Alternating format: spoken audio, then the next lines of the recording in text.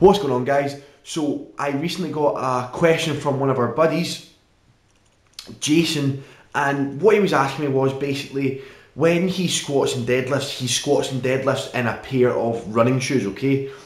And that he's making good progress and he feels that his squats are getting better, and he's wondering that if he should get rid of his running shoes to work out and to squat and deadlift in, and he's been told off of several people that he should get rid of them, and he's been told off of quite a few other people that they are fine. He's been told off of people he should be squatting and deadlifting barefoot, or he should be squatting and deadlifting in squat shoes, or just a pair of Chucks or Converse, whatever you want to call them, and it's all just kind of getting to his head and he's not quite sure what he is to do, okay? And basically he reached out to me, asked me what I think is most optimal and what he should do, as squat shoes and whatnot can cost quite a bit of money and take quite a bit out of the wallet, because let's face it, squat shoes aren't necessarily always cheap.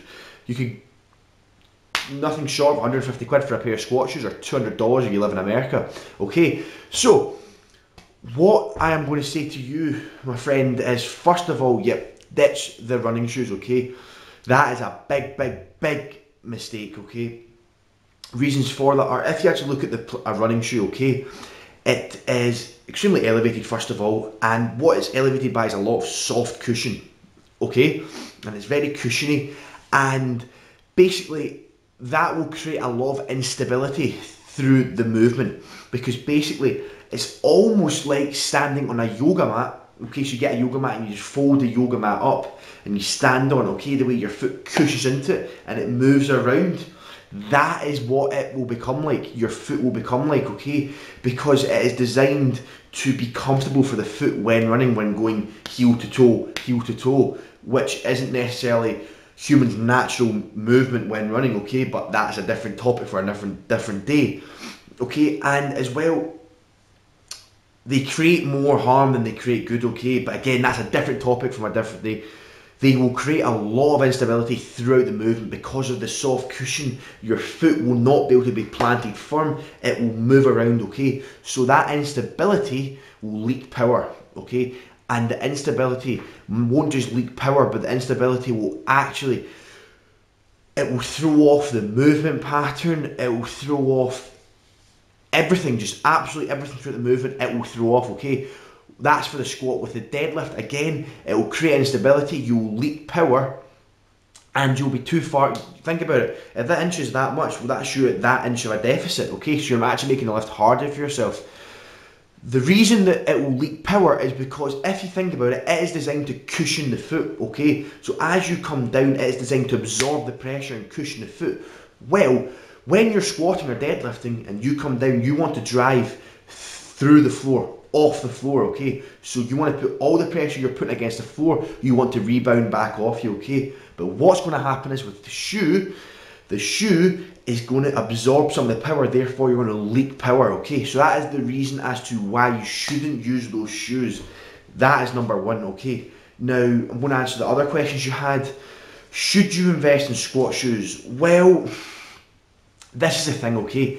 Squat shoes will be a good investment and they will work. Me personally, I don't really like using squat shoes when low bar squatting. I would say if you're a high bar squatter, I would always recommend using them, but if you're a low bar squatter, I wouldn't necessarily always recommend them.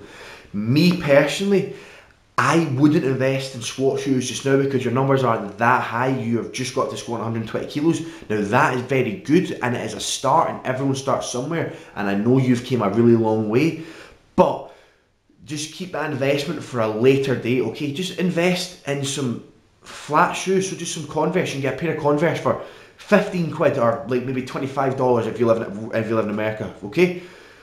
Just get a pair of flat shoes, okay, with a low insole, and you'll be fine. That is all you'll need. You'll get all the same benefits of squatting barefoot without actually squatting barefoot, because I know a lot of gyms have hygiene issues with being barefoot, etc, etc, etc, okay? So that is the advice that I'm going to give you. Ditch the running shoes. It will create instability, it will create it'll create a complete leak of power, so it'll leak all your power, and it'll be creating an inefficient movement pattern and bar path, okay? Ditch the squat shoes for now, just buy a nice pair of flat shoes for squatting, just a pair of Converse, that'll be fine. And for your deadlifts, just do your deadlifts in your socks, okay? Or just buy a wee pair of 5-finger running shoes. That's what I've got, just 5-toe shoes. It's as simple as that. They cost me $9.99, okay? So that is advice I'll give you. I hope this can help you, buddy. I hope this has cleared up all the confusion in your head, and just don't overthink it. Take my advice and I promise you it will work out, period. Okay, so as always guys, if you made it to this point, thanks so much for watching. Make sure you like the video, comment down below, just let me know what you're thinking of the video, or if you've got any other video topics you'd like to discuss. As always, if you have a question, then make sure you go to the About page on the YouTube channel and it will give you the email to send to. And if you're new to the channel, then make sure you hit that red subscribe button, guys, to keep up to date with all the new videos. And as always, I will see you in the next video, guys.